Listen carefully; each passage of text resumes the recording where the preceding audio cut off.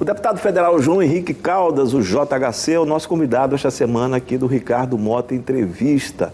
Ele é presidente regional do PSB e pré-candidato do partido à Prefeitura de Maceió. Eu deixei como indagação, que ele já respondeu aqui muito agilmente, né? Se a preferência dele, efetivamente, é prioridade é gente ou tecnologia. Ele fala muito em tecnologia da informação. Ele disse que gente. Mas como unir gente e tecnologia numa cidade pobre que precisa melhorar a qualidade na formação da sua gente? Perfeito.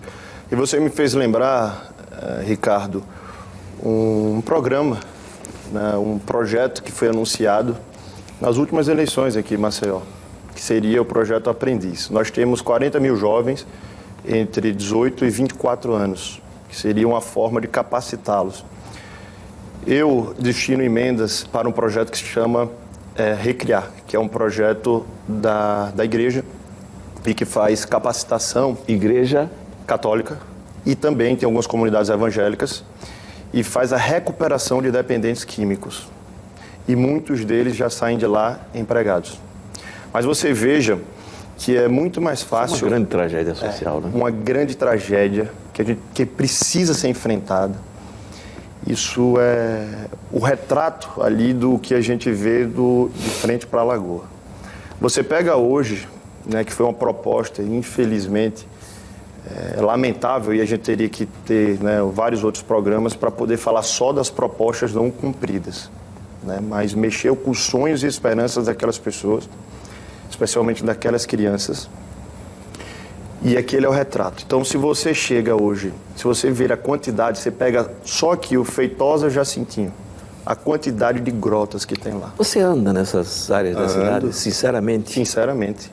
Eu ando, eu escuto essas pessoas, eu já fui candidato aqui, né, 4 vezes, eu já tive a oportunidade de poder, né, em cada ponta dessa cidade, eu perceber o sentimento mais sincero e o drama, né, que aquelas famílias vivem, que quando me abraçam, né, e enxergam alguma esperança em mim, né, por ter esse olhar sensível a essas pessoas.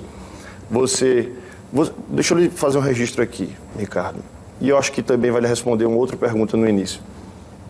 Quando eu apoiei o Rui na primeira eleição, para chegou a indicar os 4 anos, né? Cheguei. Pareciam 2 pastas totalmente diferentes. A Secretaria de Meio Ambiente não tinha nenhum protagonismo, não tinha nenhuma visibilidade. Com pouco tempo, tinha uma questão de licença, torto e a direito, vários interesses, acabamos com isso, trouxemos seriedade. Claro que não na agilidade que ainda nós queríamos, mas demos um norte que depois pegou ali voo de brigadeiro. Começaram as construções e reformas de praça. A primeira praça que eu pedi para fazer foi lá no Carminha, que eu fiz um apelo. Falei, olha, eu estive aqui como deputado estadual durante muito tempo analisando a criminalidade em Alagoas. E tinha uma casa, não sei se você lembra, de uma chacina, que decapitaram uma mulher, colocaram a cabeça dela na estaca. Então, lembra? Terrível. Terrível. Então, são nesses lugares de extrema vulnerabilidade social que nós temos que estar presentes. Você vê Recife, tem um Compaz. Ele pega um complexo da paz, então a prefeitura vai lá para dentro e traz dignidade para essas pessoas. É um trabalho bem antigo, diga-se passagem, e Eduardo Campos teve uma visão, né, à frente do futuro muito. Que até hoje a prefeitura do Recife e o governo do estado de Pernambuco desenvolve, né? Pois é, fez segurança, ele com inteligência, né, fez com que, por exemplo, Recife, os Estados Unidos chegou a tirar o grau de restrição sobre crimes violentos. Então, por isso que Recife, hoje, no mundo todo, virou um grande hub também de turismo. Então, a gente tem uma vocação extraordinária, né, para o turismo, Ricardo, e a gente precisa passar por esse processo de transformação. Mas aí você falou da questão... né, da tecnologia, você falou da questão de gente. Da educação. Eu lembrei, né, do projeto que não foi concluído, uma proposta que não foi concluída. E eu vou dar o dado de Santa Catarina. Hoje tem 60 mil postos de trabalho que foram gerados a partir da tecnologia.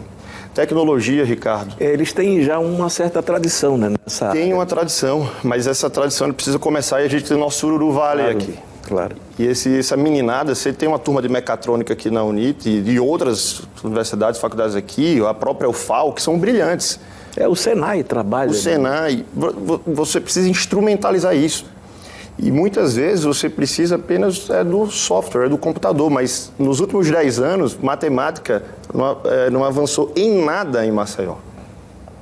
Então, a gente tem que discutir qual que é a nossa vocação, o que é que nós vamos focar, no que nós vamos nos desenvolver. Santa Catarina, nós vamos nos inspirar, a gente precisa ter um olhar para daqui a 20, 30 anos, não precisa? Então, lá é a mesma coisa, era turismo, tecnologia, um grande centro de logística e é o estado que tem menos desempregados no país. Alagoas, se eu acredito, e Maceió, capital de todos os alagoanos, demais. Nós temos uma beleza celestial, nós precisamos agora dar continuidade com as pessoas certas, para a gente poder fazer a verdadeira transformação que eu acredito que nós vamos conseguir. Você fez referência a Pernambuco, Recife, Santa Catarina. Quem é a sua referência política nacional? Quem é, entre os nomes, né, conhecidos hoje, mais destacados, aquele em que você busca se espelhar de alguma forma, ainda que tenha a sua própria identidade?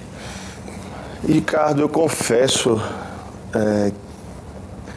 que lá atrás eu era estudante de Direito e eu me inspirei para começar num senador, que é o Regufe, do Distrito Federal. Então esse foi o meu... Tanto é que na minha primeira campanha de deputado estadual, eu era o candidato que na época era chamado, né? Todo mundo dizia, o candidato que tinha panfleto na mão era o poca-urna, né? Que não ia ganhar a eleição. E eu parti para o convencimento, porque aquilo me impactou muito quando eu fazia Direito.